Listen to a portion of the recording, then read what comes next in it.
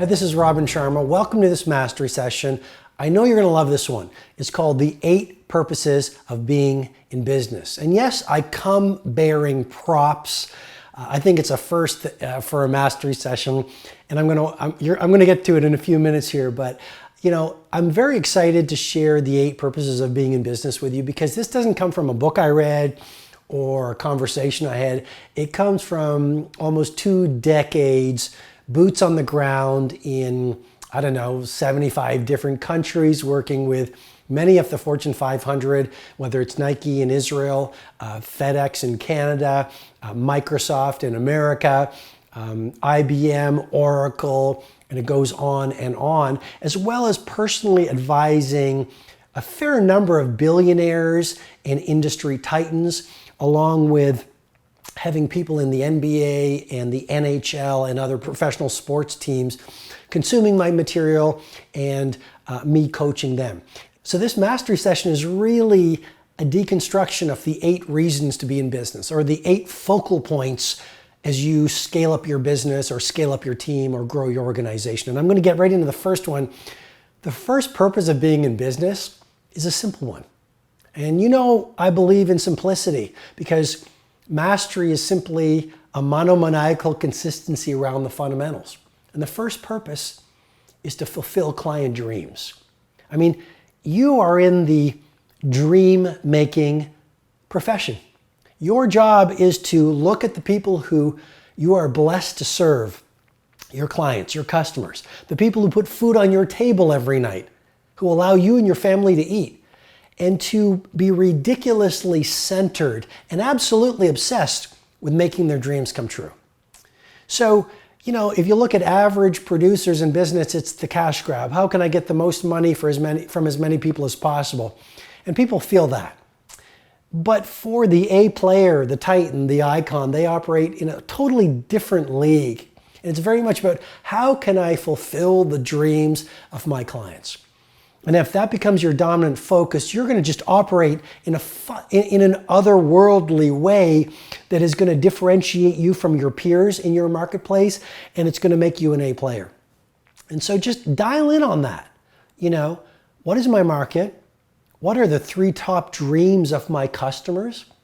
And how can I, through the work that we do and the value that we supply, allow them to really live their dreams? And if you do that, your customers will fall in love with you. I mean, they call it the cult of Apple for a reason. You know, people line up for days at times to get that first new device, because it's a badge of honor, because people love, certainly under Steve Jobs, there was a cult of Apple. And I encourage you to develop your following of fanatical fans across the globe who love what you do, who would follow you and your brand and your team to the end of the earth. And how do you do that? You really get centered at not only an intellectual place, but an emotional place. That's where the real game changing happens, right? When you really feel it. That's how you get the fire in the belly. You really say, how can I make their dreams come true? And if that becomes your dominant focus, then the product, right? The poetry, which is, you know, my word for work, your poetry goes out there and it just impacts at a deep, deep level. Second reason to be in business is to remove client frustration.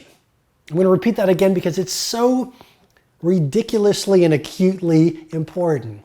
You are in the business of removing the pain your customers feel. You're in the business of removing their frustrations. I was at a hotel recently. They added to my frustration. They wouldn't answer the room service call. I had a do not disturb, and they knocked on the door to deliver my laundry. Well, what does do not disturb mean? So how many times have you got on an airplane, or you've gone to a restaurant, or maybe it's a hotel, or maybe it's some kind of a clothing store, and rather than being helpful to you and understanding your dream and removing your pain, what do? They add to your frustration. Number 2, the second purpose is really to remove your client's frustration. So here are my props. These are I love to run and work out when I'm traveling or at home. And, you know, audiobooks have been an absolute needle mover for me for many, many, many years. And, you know, I call it walking or running university or traffic university. But through audiobooks, you can go for a run and you can read a book. Through audiobooks, when the average performer is complaining and experiencing road rage in a long commute, you can go through one or even two books or podcasts. And so I just have consumed so many books and so many podcasts because of my addiction to audiobooks over the past, let's say, 2 decades. So I used to use these, and I'm not going to show you the brand because I never, in anything I do, I never want to hurt anyone. So I'm just going to sort of wave these here. But these are the usual earphones, and they were pretty good, you know, but they used to keep on popping out of my ears on long runs in Rome past the Colosseum or Trevi Fountain. And not only that, they always got tangled. You know, I've got like 5 pairs. I believe in, like, you know, buying one for the car, one for here, one for there, one for the office, one for my travel kit. And they always got tangled. And so I asked my trusted EAPA, Executive Assistant, Personal Assistant, and I just said, research the absolute best pair of headphones that I can use when I go on long runs or experience long workouts. And she came up with these. And so I was in Barcelona last month, and waiting for me in my hotel room because I was on a tour were these Beats headphones. And I'm going to actually open them up to give you the user experience. So I opened them up, and look, first of all, they're fantastic, like everything Beats does. They're very well designed, but look, they don't tangle. They don't tangle.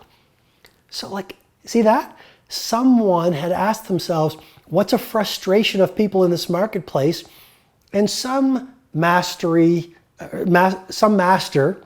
thought about, you know what, most tangle. And so they came up with a material which is like a tangle-free wire. And then not only that, through the design, like I'm a fanatic about design. That's why I love, for example, flying Lufthansa. They just have really well-designed cabins where the light falls just in the right way on the book I'm reading or on the plan I'm working on. And then I can put these on my ear and put them in, and I can go for a 45-minute run and they don't pop out. And so I thought I wanted to give you this. I hope that's been useful, but you see an example of a company thinking about the user experience and removing client frustrations. The purpose number 2 of being in business, you being in business, remove them. You know, make clients happier and they'll fall in love with you. Which brings me to the 3rd purpose of being in business, to fuel their joy. You want to look at your customers and you want to be so focused on making them happy that you're going, how can I be an instrument to fuel their joy? So I love Rome. I'm spending a lot of time in Rome these days writing. And there's a restaurant that I love, and it's called Tullio. And my favorite dish at this Roman restaurant is tagliatelle con tartufo. And it's basically pasta with black truffle. I mean, it is just off the hook, absolutely delicious. And there is a server in Tullio, I think he's been there probably 30 years, and his name is Alberto. And every time I walk in there with my loved ones, with one of my best friends, who I also love, of course, and I have this meal, Alberto takes great care of us.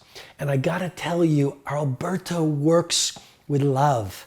There is a sparkle in his eye. He is like this Roman, you know, I don't know, he just works with such incredible passion, and it's contagious, and it fuels my joy. And I was there recently and I shared with him, I said, I can tell you're not working for the money. I can tell you're working to make people happy. And he started to cry. I mean, tears came to his eyes. And like so many Italians, they're just such loving, heart-centered people. And they work with such love. I mean, if you go through Rome and you see the right trattoria, or you go to, you know, the right perfume store, there's one called, it's something like Profumo di Roma. I think that's what it's called. It's relatively close to the Spanish Steps. And you go in there and you just talk to them. You know, they're known as like mastery level producers of perfume. And all I'm trying to say is they're not working for the money, because if you work for the money, people are going to feel that you work for the money. You got to work for the love, work for the craft, work to fuel people's joy. They will feel it, they will fall in love with you, and they will go to the end of the earth to do business with you, because people love doing business with people who love doing business. The fourth purpose of being in business is to distribute value, right? So when I run my annual flagship event, the Titan Summit, my team and I get around a table, and when I mentor and coach them, there's really one obsession. It's how can we give them 10x value? I've been teaching this for years. I call it the 10x value obsession. It has helped so many of our clients own their marketplace. Don't worry about being liked in your market. Don't worry even about building your great brand. Let your followers build your brand for you. Make your dominant obsession being, how can I give my clients 10 times the value they're paying for? Like, give. That's the way the world works. It's like the more you give, the more you'll receive. So you want to flood and almost overwhelm your customers and your clients with the value, so that they're going, in a world of scarcity, where so many times you go into a restaurant, we'll give you a small portion so we can increase our profit margin. We will, maybe it's whatever it is, a taxi cab. I'm not going to buy a newspaper or buy water for people who are in here, because that will cost me more money. I encourage you to go perpendicular like Christopher Columbus did. Shift from the generality of scarcity, which is the way most people operate in business, right, to generosity. How can I give them 10 times the value? Like, I teach that to the people at the Titan Summit. They go out there. I wish I could share with you how they are rocking their games in their fields, in their markets, because they have really dialed into the 10x value obsession. My point is simply this. The fourth reason to be in business, or the fourth purpose, is to distribute value. And if you do that, you shift from being in a business to building a movement. And that's really the inflection point for you. The fifth purpose of being in business is TCM. You don't know what TCM is yet? You're about to learn in a second. One of my favorite acronyms, if you've been with me in previous mastery sessions, you know I love acronyms. TCM is Total Craft Mastery. And I think about a visit I had to a relatively small community in South Africa, one of my favorite places on the planet. And I heard about this iconic artist named Lionel Smith. And I just fell in love with his work. And Total Craft Mastery is really about not seeing your work as work, seeing it as your craft. And when I watch him in action, and when I look at his sculptures, when I look at his painting, I see a man pursuing mastery and working at mastery of his craft. And I really think that is the fifth purpose of being in business. It's not just to have a job. It's not just to have an income for your loved ones and yourself.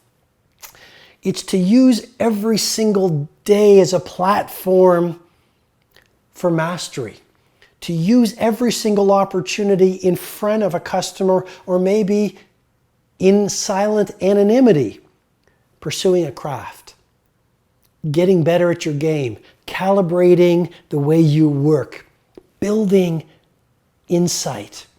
You see, we live in a world where there's this mass deprofessionalization in business. Very few people are going, I'm going to go to work today at this clothing store, or on this airplane, or in this restaurant, or in this school, or in this factory, or at this tech startup, and be the master of my craft.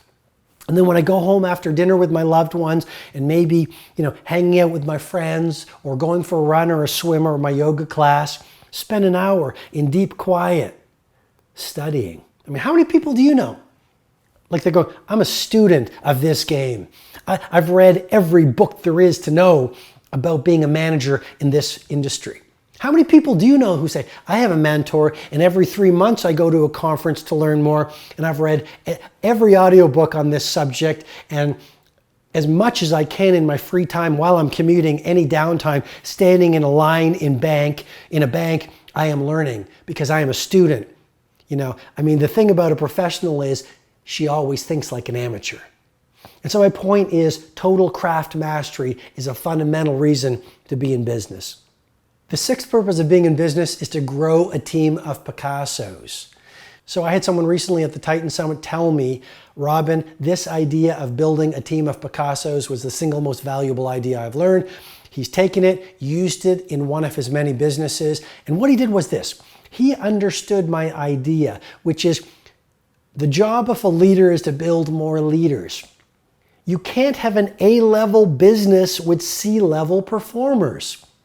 So if you want to have more impact on your marketplace, develop your people to have greater impact. And the quickest way to grow your company is to grow your people. I'm going to say that again because it's ridiculously important. You might not need more people. You might not have to fire any people. Maybe you're just not mentoring, coaching, inspiring, developing the latent talent in your people enough.